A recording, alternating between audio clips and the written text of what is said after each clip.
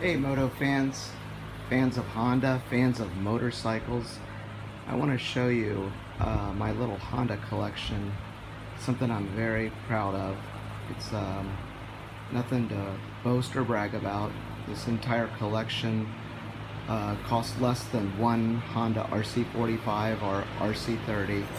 So you can collect anything, um, just about any price range you're in, but I feel real proud about this collection, so let's check them out.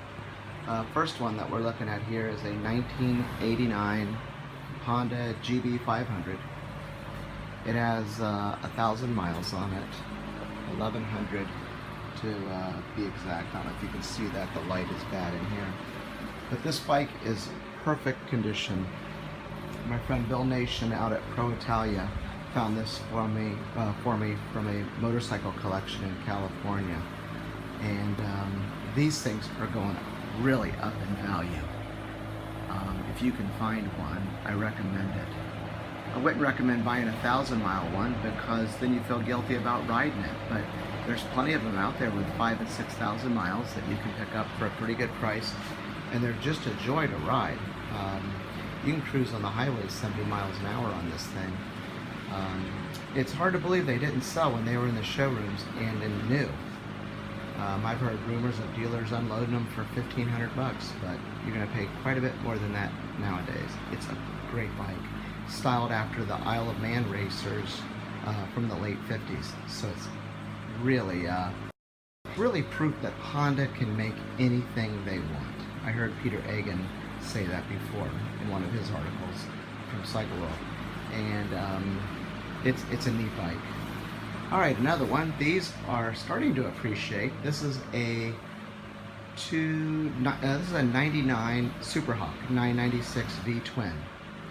This basically was the bike I believe Honda competed with the Ducati 900 SS.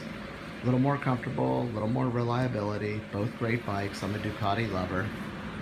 But this thing is really cool because you get up in the mountains, you click it in third, and you can leave it there all day long. It's kind of like a amped up SV650, which is another one of my favorite bikes. And of course the TLS Suzuki and TLR. But the joy of this one is it's got the clip-ons mounted above the triple tree. So it's very comfortable to ride this thing all day long. And this bike here is showing 2,690 miles, 2,690. So all of my bikes in my collection are bone stock. I don't change the exhaust, I don't change the blinkers, and I don't cut the tail off. I know it looks better, I know all of that, but I like leaving them 100% original. And I'd like to find a pair of stain tune exhaust for this bike. They sounded really cool back in the day, and it still gives you a factory performance. Alright, the other one, the Honda RC51. This model is a 2000. This is the bike that Honda took on Ducati. If you remember, the V-twins were allowed 1,000 cc's, and the four cylinders were allowed 750 cc's. So Ducati just dominated World Superbike. If you remember the Carl Fogarty era, they just dominated. And Honda said, okay, fine.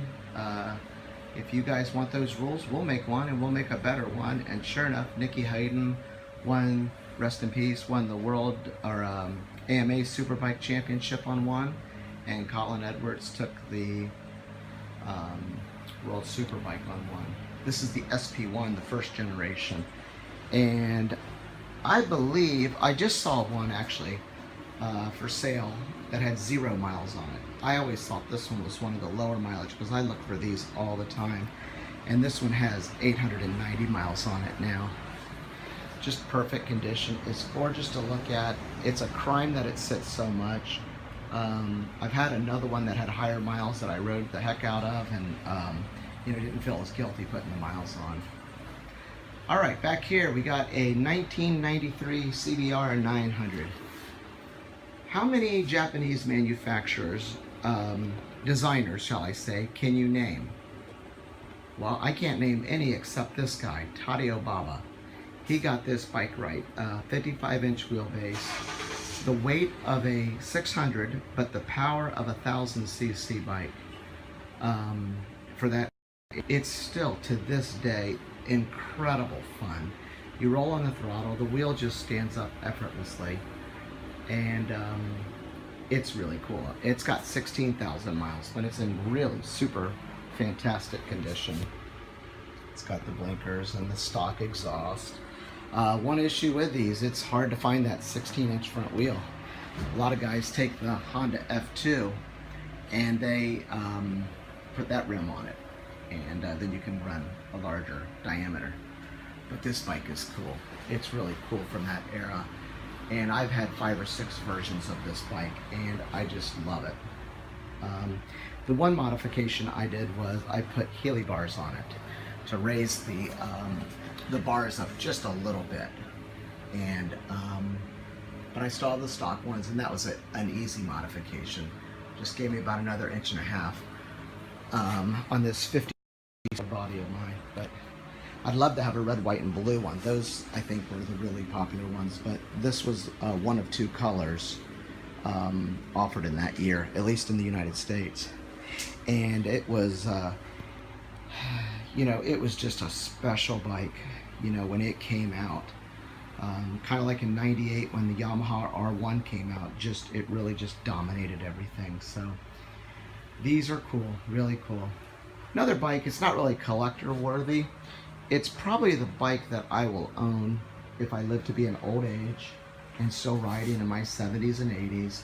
It's the 2007 Honda 919. It uses the same motor from the CBR 900, the later year one, the 919cc, but they added fuel injection. And this bike, it handles fantastic. It's fast, I think. You know, it's not fast like my Super Duke 1290, but it still will lift the front end. It still runs 140, but it's just ultra smooth around town. It's like a sewing machine.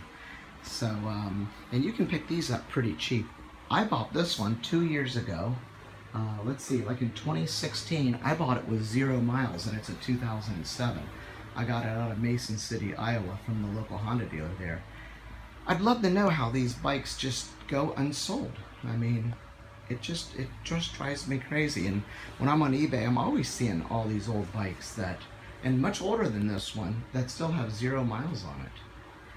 And finally, my last Honda in my collection is the Africa Twin. This is a 2017.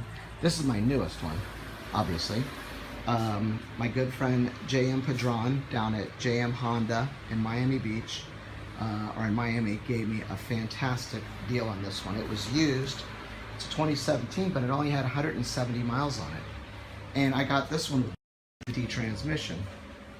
So, you know, when I heard about this technology years ago on the VFR and a couple other bikes, I'm like, I don't want that. Even my cars all have to have manual transmissions. I didn't want an automatic motorcycle.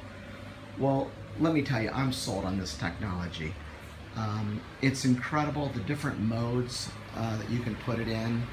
You know, you can put in sport mode, and I would love to get this thing on a track, a road race track, and just see how quick I could go.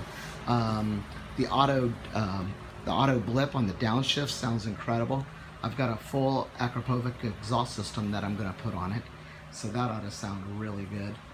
And it's a neat bike. It's got a lot of cool features, but YouTube is filled with reviews on it. But you should check out one of these bikes if you ever have a chance to ride one, especially the DCT. You know, it's just a really cool modern bike. Anyways, that's my, as I call it, my Honda haul.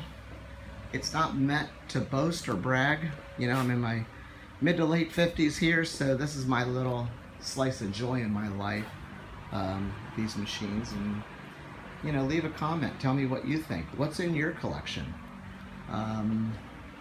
You know, we got to save these bikes, and most of all, we got to ride them. Don't take my advice. Don't keep them locked away. They all do get ridden 10 miles a month minimum, especially this guy. he gets ridden the least. But you know, they get their yearly oil change and coolant and brake fluid every 2 years. I'm big on maintenance, so here they are. Check them out, guys, and thank you so much for your time. Talk to you later.